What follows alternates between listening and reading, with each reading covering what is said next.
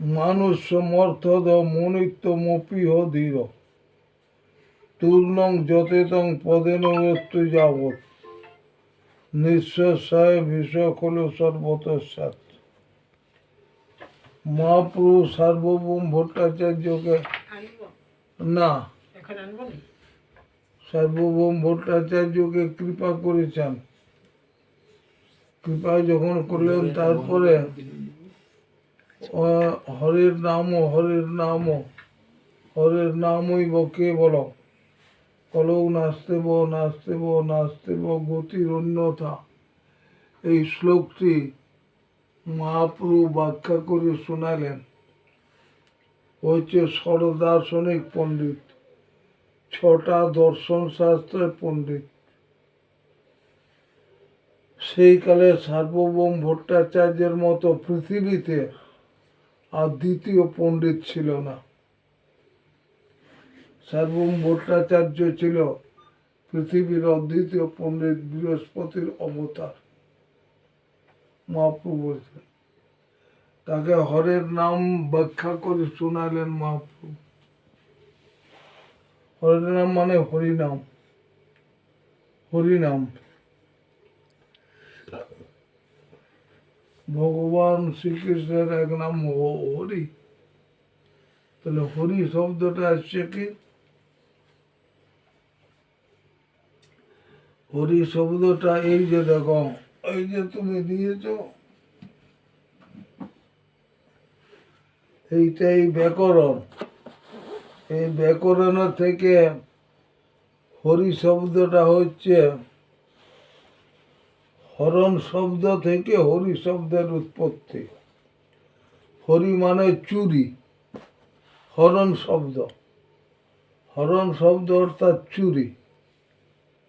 তাহলে ভগবান চুরি করেন। তাহলে ভগবান চুরি করেন, কি চুরি করেন? দেখো, যখন মাধবেন্দ্র পুরীপাদ, তার আবির্ভাব স্থান হচ্ছে উড়িষ্যায়। তাকে তার শিষ্য হচ্ছেন অদ্বৈত আচার্য প্রভু। অদ্বৈত আচার্যকে, যিনি প্রথম পুরুষ নারায়ণ। তিনটি পুরুষ আছে, কারণার্ণব সাই প্রথম, দ্বিতীয় গর্ভোদশাই, তৃতীয় ক্ষীরোদশাই। এই তিনটি পুরুষ। যিনি প্রথম পুরুষ নারায়ণ, তিনি এই গৌর সুন্দরের লীলাতে অদ্বৈত আচার্য। অদ্বৈত মানে এক, এক মানে ভক্তিতে ভগবান গৌর সুন্দরের সহিত এক। এই জন্য তাকে অদ্বৈত বলা হয়।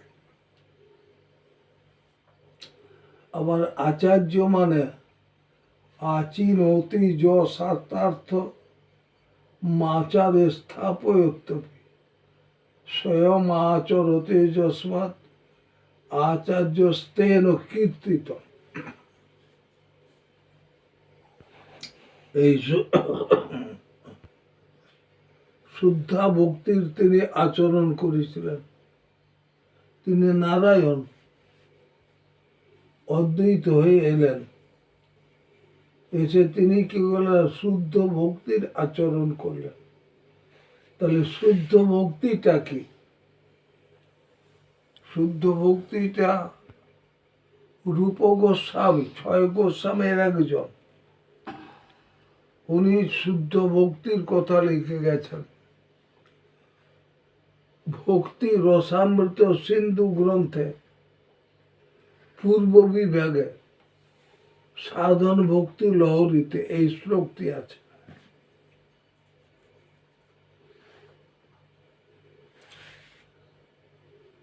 শ্লোকটি এই মাত্র মনে করছে।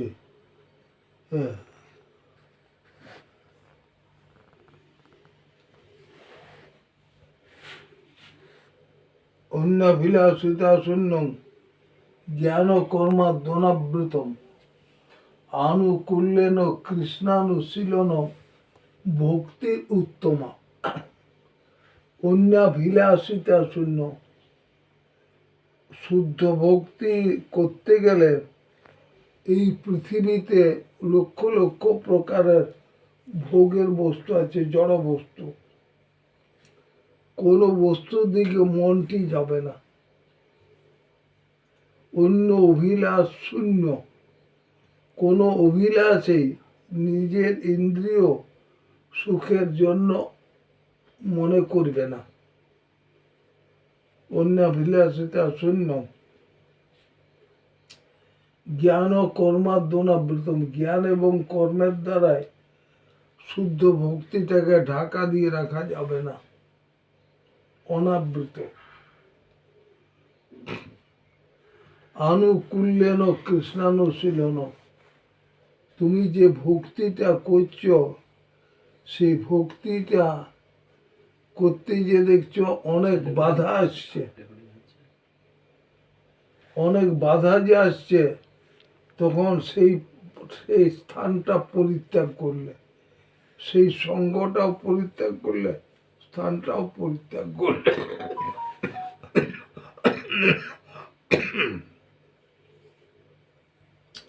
এই আনুকূল্যেন কৃষ্ণানুশীলন, যাতে তোমার ভক্তিটা সুন্দর বাড়ে, শুদ্ধ ভক্তিটা যেখানে থাকলে বাড়িবে সেইখানে তুমি থেকে ভজনটা করছো।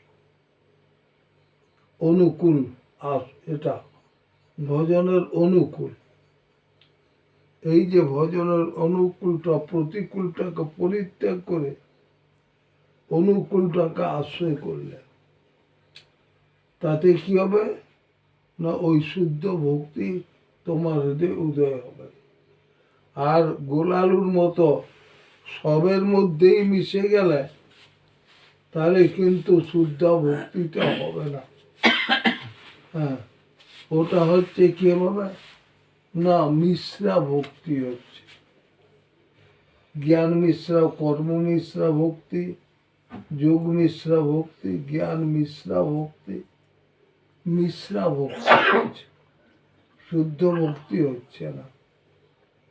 শুদ্ধ ভক্তি যদি হয় তাহলে হরে কৃষ্ণ বলতে গেলেই হৃদয়টা গুলে দিয়ে চোখ দিয়ে গঙ্গা ধারার মতো জল পড়বে।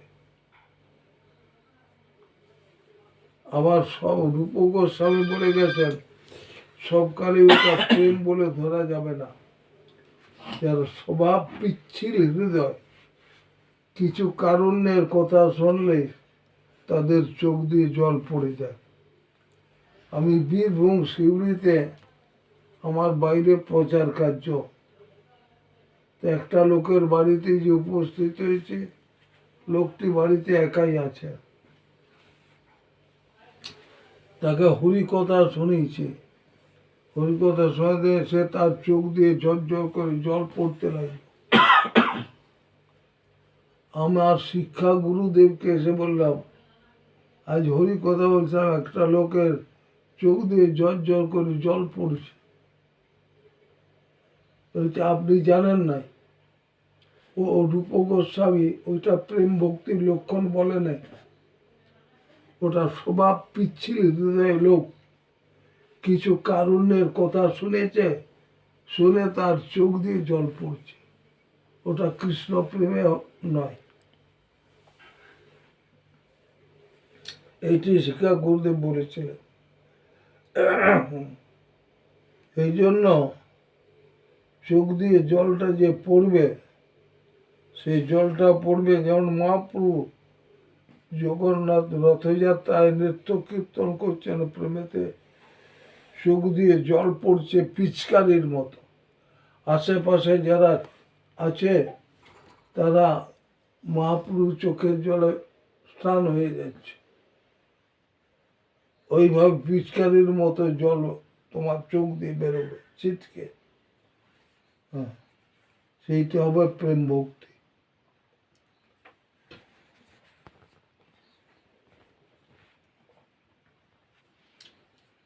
এই জন্য এখানে বলেছেন লব্ধা সুদূর্লভমিদং বহু সম্ভব আনতে।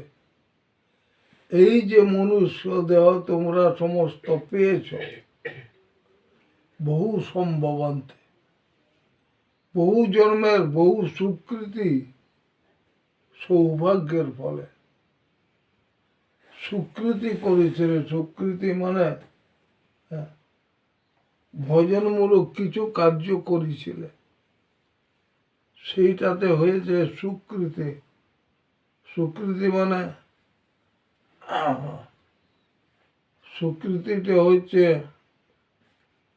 ভজন উন্মুখ, তার দ্বারা যে ফলভোগটা আরম্ভ হচ্ছে তার নাম হচ্ছে সুকৃতি। সেটা সুকৃতই পূর্ব সঞ্চিতই। রূপ গোস্বামী পাদ বলে গেছে, পূর্ব পূর্ব জন্মেতে তোমরা কিছু ভালো কাজ করেছিলে। তোমাদের ঘাটালে তো লক্ষ লক্ষ লোক আছে, কোটা লোক আসছে, মালা তিলক করছে, হরিনাম করছে, করে নাই। আমাকে এখন বলছিল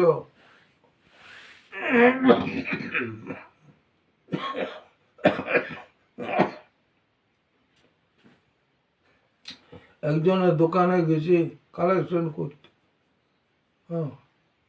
রসিদ কেটে দিলাম, সে লাল চোখ করে সেই রসিদটাকে একেবারে ছেড়ে ফেলে দিল, আর গালাগালি করলো, এক পয়সাও দিল না। এরূপ তো লোক আছে, এটা আসুরিক বৃত্তি সম্পন্ন লোক। সে লোকের অর্থ ভগবত সেবায় লাগবে না, এই জন্য ওইরূপ লোকের কাছেও যেতে নেই। একবার শাস্ত্রে লিখে আছে তাদের কাছে যেতে নেই। তাদের অর্থ কৃষ্ণ